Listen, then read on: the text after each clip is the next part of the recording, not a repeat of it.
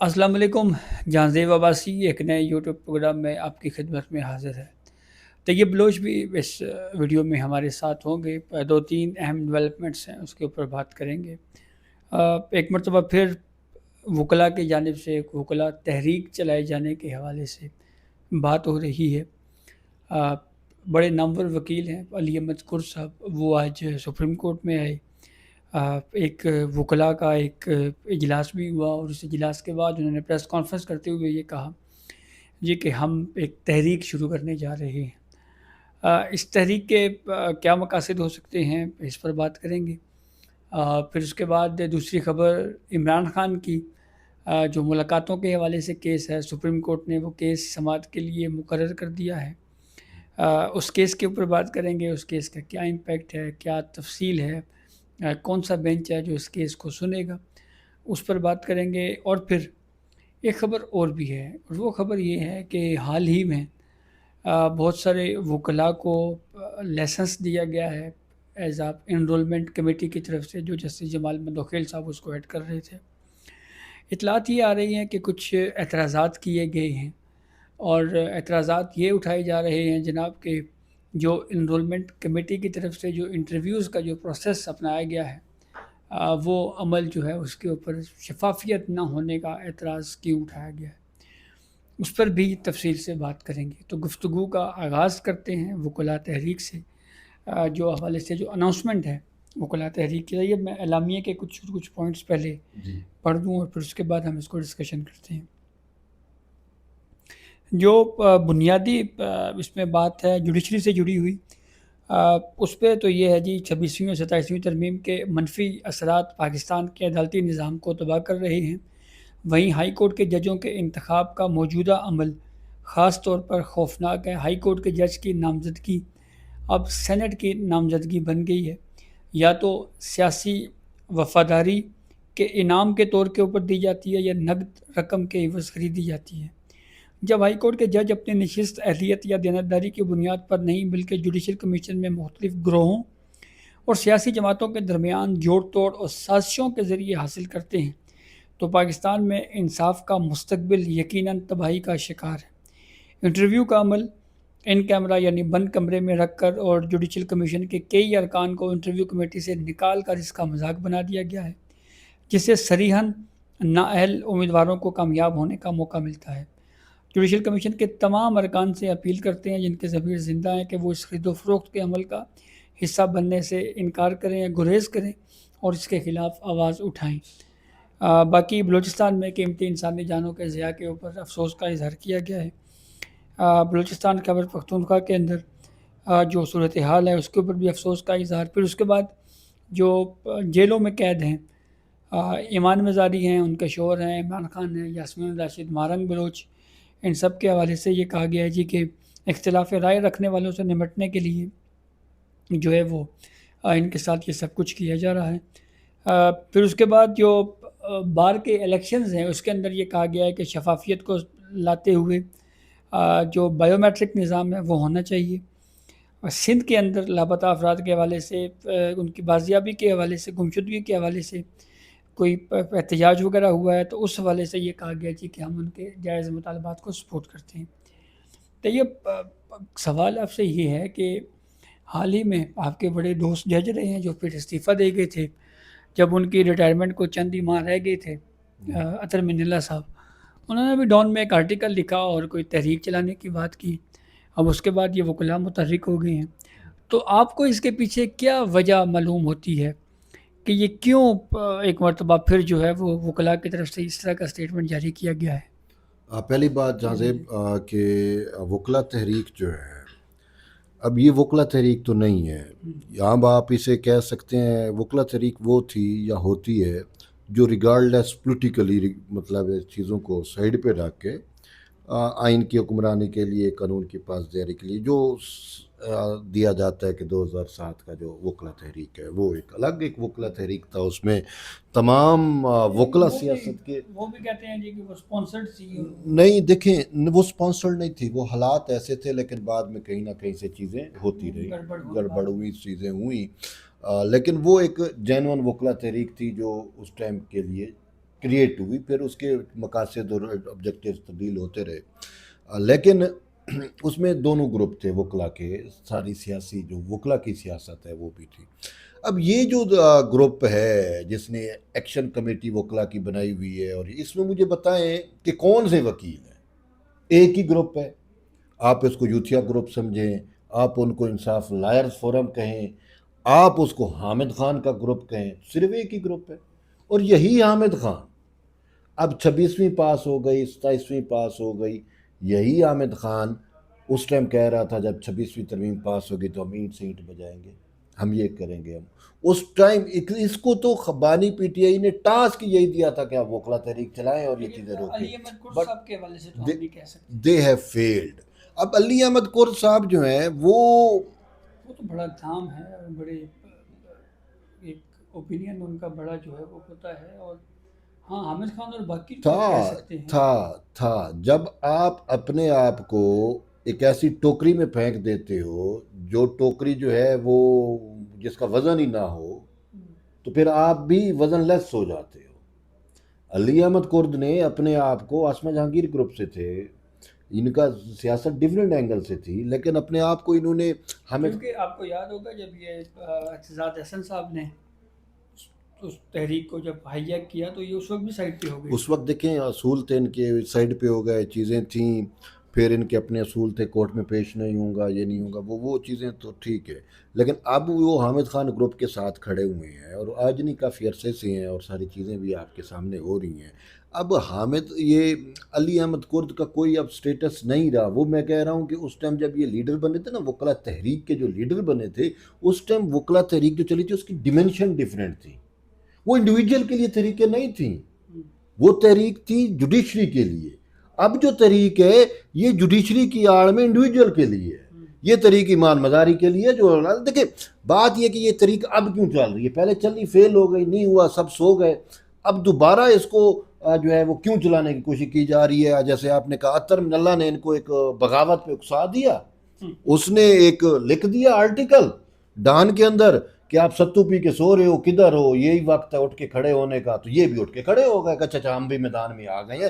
تو یہ تحریک تو ٹوٹلی اطہر من اللہ کے اس آرٹیکل کے بعد چل رہی ہے۔ 2007 میں بھی وہ ترجمان تھے افتخار چودھری کے۔ تو دیکھیں بات وہ تحریکوں میں فرق ہوتا ہے نا۔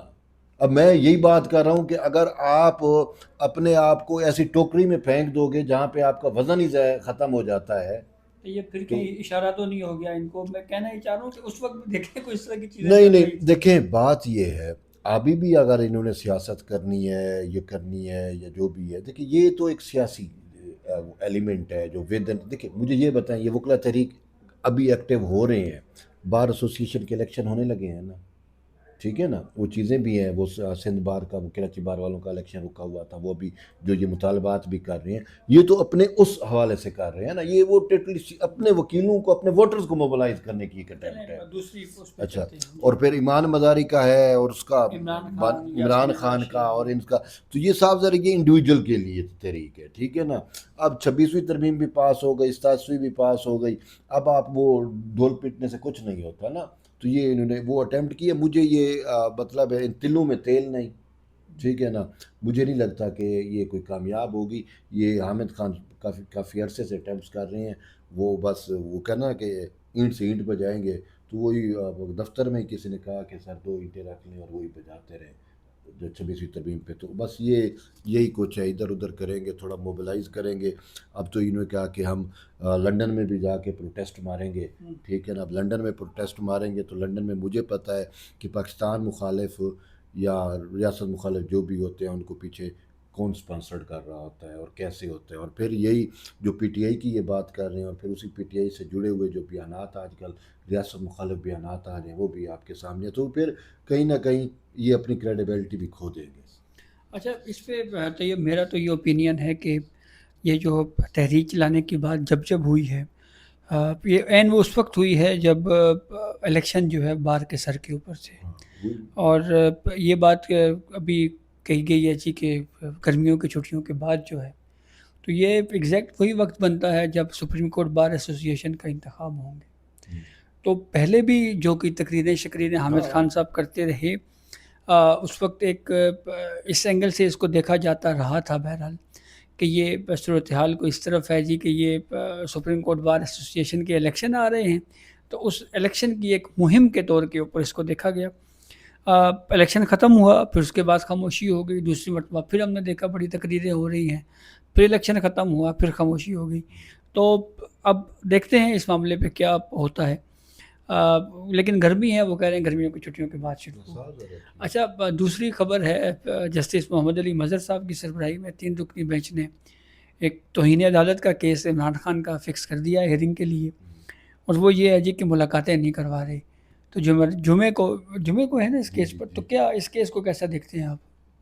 سر یہ کیس بڑا واضح ہے، بڑا سمپل ہے، بڑا سادہ ہے، اور وہ کیس یوں واضح اور سمپل سادہ ہے کہ دیکھیں اس کیس میں یہ آئے ہیں اسلام آباد ہائی کورٹ کے فیصلے کے خلاف، ٹھیک ہے، کہ ہماری ملاقاتیں، اور وہ توہین عدالت کی درخواست دائر کی ہوئی ہے کہ ہائی کورٹ کے فیصلے پہ عمل درآمد نہیں ہو رہا۔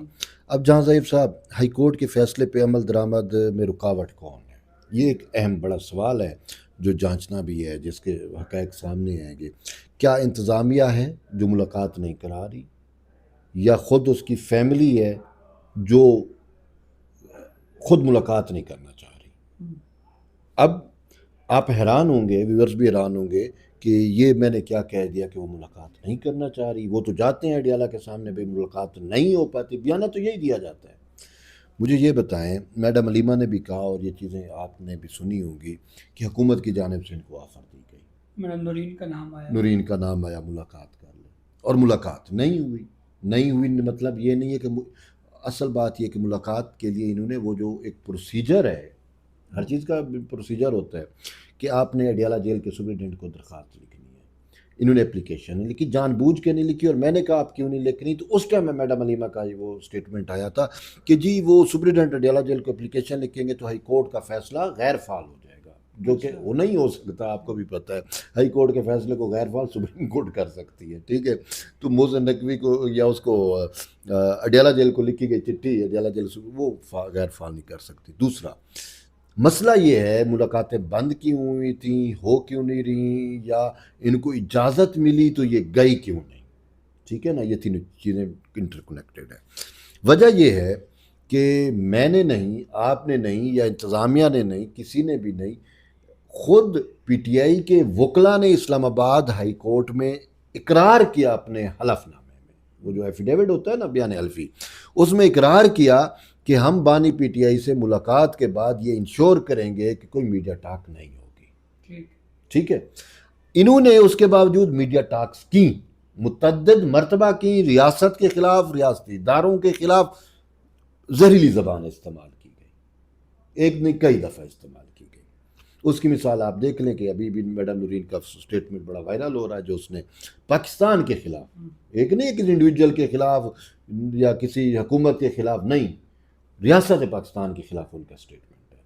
اب وہاں سے ملاقات کے بعد ایسا زہر پھیلتا تھا، تو خیر ہائی کورٹ کو انہوں نے لکھ کے دیا ہوا تھا، اس کے باوجود یہ سارا کچھ کر رہے تھے، تو حکومت نے یا انتظامیہ نے کہیں سوچا کہ بھئی یہ تو اسلام آباد ہائی کورٹ کے حکم کی یہ عدولی کر رہے ہیں، یہ تو انہیں عدالت کر رہے ہیں کہ اپنے ہی ایفیڈیوٹ سے مکر کے یہ میڈیا ٹاکس کر رہے ہیں۔ جو ان کی اکتوبر میں لاسٹ وہ ملاقات ہوئی تھی، اس میں بریسٹر گور چونکہ ملاقات ارینج کرنے والے تھے، اور ابھی بھی جو دوبارہ نورین کا میسج آیا ملاقات کے لیے وہ بھی بریسٹر گور کے ذریعے آیا نا، جو علیمہ خانم تک پہنچا، وہ یہ تھا، وہ لاسٹ ٹائم جب میڈم یہ بریسٹر گور نے انشورٹی دی ادھر انتظامیہ کو ہر جگہ پہ کہ میڈیا ٹاک نہیں ہوگی، اس کے بعد انہوں نے میڈیا ٹاک کی، اور پھر انہوں نے کراس لگا دیا کہ آپ ہائی کورٹ۔ اب دیکھنا یہ ہے کہ یہ کہتے ہیں کہ جی اسلام آباد ہائی کورٹ کے حکم پر اڈیالہ جیل کی انتظامیہ عمل درآمد نہیں کر رہی، ان کے خلاف توہین عدالت چلائی جائے۔ اب حقیقت تو یہ ہے کہ اسلام آباد ہائی کورٹ کے حکم پر یہ عمل درآمد نہیں کر رہے کہ انہوں نے اپنے بیان حلفی سے انکاری ہوئے، اور یہی مکر گئے، اور انہوں نے اس کے باوجود میڈیا ٹاک کی۔ میں اس چیز کا وٹنس ہوں، میں نے میڈم علیمہ کو کہا کہ جب آخری ان کی ملاقات ہوئی تھی، میں نے کہا میڈم وائبز اچھا نہیں آ رہی، آپ پہ ہو سکتا ہے پابندی لگ جائے۔ کہتی ہے کیوں؟ میں نے کہا کہ آپ میڈیا ٹاکس کرتی ہیں، ابھی آپ کی ملاقات ہوگی، آپ یہاں پہ میڈیا ٹاک نہ کریں، آپ نے اپنا میسج پہنچانا ہے تو آپ کے پاس اور کئی مینز ہیں، کئی ذرائع ہیں، بانی پی ٹی آئی کا میسج آپ پہنچوا سکتی ہیں۔ یا کرنی ہے تو آپ KPK میں یا کسی اس میں KPK ہاؤس میں بیٹھ کے بھی آپ پریس ٹاک کر سکتی ہیں. یہاں پہ نہیں کریں گی تو وہ جو آپ کا حلف نامہ ہے اس کی ایک پاسداری ہو جائے گی کہ انہوں نے وہاں پہ ملاقات وہ نہیں کی، میڈیا ٹاک نہیں کی. وہاں پہ کھڑا وکیل ان کا کہتا ہے میڈم یہ آپ طیب کی بات نہ سنیں، انہوں نے کہا اڈیالہ جیل کے سامنے نہ کریں، ہم اڈیالہ جیل سے 500 میٹر دور کھڑے ہیں تو یہاں پہ آپ کر سکتی ہیں. پھر انہوں نے پھر پابندی لگ گئی. اب اصل حقائق یہ ہے، اب یہ چیزیں جانچنی ہے. یہ جسٹس محمد علی مظہر صاحب کے پاس بھی یہی کیس لگا ہوا ہے کہ آیا اس میں توہین عدالت تو کہہ دیا گیا جی اسلام آباد ہائی کورٹ کا توہین کیا جا رہا ہے، تو توہین کیا کس نے ہے؟ انتظامیہ نے کیا ہے یا انہوں نے کیا ہے؟ اگر انتظامیہ نے کیا تو انتظامیہ تو ان کو کہہ رہی ہے کہ مل لو، اور ملنے میں بھی انہوں نے ملاقات کے لیے کیوں نہیں اپلیکیشن دی؟ کیونکہ اس میں حکومت نے پابندی لگائی تھی. اب وہ پابندی بیسیکلی حکومت کی نہیں ہے، اسلام آباد ہائی کورٹ کے اس حلف نامے پہ ہے. انہوں نے خود ایگری کیا ہے. انہوں نے خود ایگری کیا ہے اور یہ کہہ رہے ہیں ابھی جو میں نے علیمہ سے کہا کہ آپ، انہوں نے کہا ہمیں مشروط اجازت دی اور کہا کہ اگر آپ کی ملاقات ہوگی لیکن اس کے بعد آپ انشور کرو کہ آپ میڈیا ٹاک نہیں کرو گی. تو انہوں نے کہا ایسا نہیں ہو سکتا، ہم ملیں گے اور ہم میڈیا ٹاک بھی کریں گے. تو اس وجہ سے یہ جو خان صاحب کا رونا رو رہے تھے کہ اس کی طبیعت خراب ہے، ہاسپٹلائز ہونا ہے، اب یہ فیملی تھی نا، فیملی اگر آپ اپنا میڈیا پر ایجنڈا دینے کے معاملے کو سائڈ پہ رکھتی اور آپ کو پرمیشن مل گئی تھی، آپ تو بھاگ جاتے. یار بھائی کا مسئلہ دیکھیں، اس کی طبیعت کیسی ہے، صحت کیسی ہے، آنکھ کتنی رہ گئی، ایک وہ انہوں نے قربان کر دیا، بھائی کو سائڈ پہ کر دیا. نہیں ہم جائیں گے لیکن یہ انشور ہوگی کہ ہماری ملاقات ہو لیکن اس کے بعد میڈیا ٹاک ضرور ہو. اب میڈیا ٹاک مجھے آپ بتائیں، آپ نے میڈم نورین کا سٹیٹمنٹ آج کل جو ابھی وائرل ہو رہا ہے ایک پوڈ کاسٹ میں، انہوں نے کہا پہلے علیمہ صاحب بھی کس طرح کی بات میڈم علیمہ نے یہ کہا تھا، وہ تو اس ٹائم کی بات تھی جب پاکستان اور انڈیا ایک دوسرے کے سامنے اور سارا کچھ وہ جو ہمارے کا حق چل رہا تھا یا بنیاد المرصوص چیزیں چل رہی تھی، ادھر سے آپریشن سندور تھا، تو اس پہ انہوں نے کہا یہ نورا کشتی ہے مودی اور ان کی. ابھی تو اس سے زیادہ زہر قاتل ہے. انہوں نے ابھی جو سٹیٹمنٹ دی ہے وہ تو جسٹیفائی نہیں کی جا سکتی. انہوں نے کہا کہ مودی نے تو جان کے بھی، مودی تو ان سے طاقتور ہے، انڈیا ان سے کتنا بڑا ملک ہے، اگر وہ چاہتا تو پاکستان کے ساتھ یہ کر سکتا تھا، لیکن درمیان میں مل ملا کے یہ کہانی ہوئی اور سارا کچھ. اور یہ کریڈٹ دیکھیں، آپ کسی سے بغض رکھیں یا آپ کی کسی کے ساتھ کوئی اختلاف ہے، لیکن اس میں آپ اتنی حد تک نہ چلے جائیں کہ ریاست پاکستان کے خلاف آپ بیانیہ دشمن کو دیں اور وہ کریں. مجھے بتائیں میڈم علیمہ کی اسی سٹیٹمنٹ کو انڈین میڈیا کیسے اٹھائے گا؟ نا بات سمجھنے اور سوچنے کی ہے کہ جو اچھا پوری دنیا مانتی ہے کہ پاکستان نے یہ جنگ جیتی ہے، ٹھیک ہے نا، اب یہ نہیں مان رہے اور یہ کہہ رہے ہیں کہ نہیں ملی بھگت اور وہ چیزیں تھی. اور کیا ملی بھگت میں انڈیا اپنے 6 جہاز گرا گیا یار؟ بس بہرحال اب ہم کیا کہہ سکتے ہیں، ڈسکشن کافی طویل ہو گئی ہے. وہی میں کہہ رہا ہوں کہ یہی زہر قاتل ہے جس کی وجہ سے پھر کہتے ہیں کہ میڈیا ٹاک نہ ہو تو یہ بچہ. اب ان کے ہاتھ میں یار ان کو سامنے مائکس یا کیمرے کر دیں تو یہ تو ستیہ ناش کر دیں گے ریاست کا. اچھا تو آخر میں جو ڈسکشن کا میں نے شروع میں جو بتایا تھا جی کہ جو حالیہ سپریم کورٹ میں کچھ وکلاء کے انٹرویوز ہوئے ہیں، اس معاملے پہ سنا ہے کہ کوئی ایک اعتراضی خط لکھا گیا ہے بیرسٹر صلاح الدین صاحب کی طرف سے، جو کمیٹی کے ہیڈ ہیں جسٹس جمال مندوخیل صاحب کو، اور اس میں سوالات اٹھائے گئے ہیں جی کہ یہ شفافیت جو ہے وہ اس معاملے کے اوپر نظر نہیں آ رہی. تو کافی طویل ڈسکشن ہو گئی ہے. انشاءاللہ نیکسٹ ویڈیو میں آپ سے ملاقات ہوگی. اپنے فیڈ بیک سے ہمیں ضرور آگاہ کیجیے گا. اجازت دیجیے. اللہ حافظ.